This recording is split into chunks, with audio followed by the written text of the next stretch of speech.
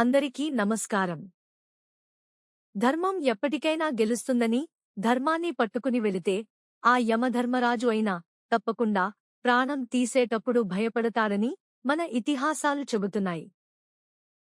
దశాబ్దాల పాటు జరిగిన ధర్మ యుద్ధంలో ఎంతోమంది ప్రాణత్యాగాల తర్వాత ఆ ధర్మ భూమిలో శ్రీరాముని మందిరం వెలసింది.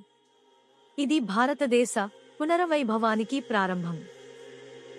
ధర్మానికి మరో రూపమైన సాక్షాత్తు శ్రీరామచంద్రుడు అయోధ్యలో జరిగిన తన ప్రాణప్రతిష్ఠ పుణ్యకార్యం గురించి మనకు సందేశం ఇస్తే ఎలా ఉంటుందో అని ఈ చిన్ని ప్రయత్నం చేస్తున్నాము.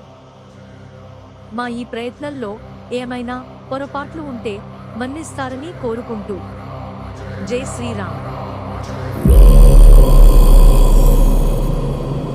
రఘునందన రఘునందన రఘువరసే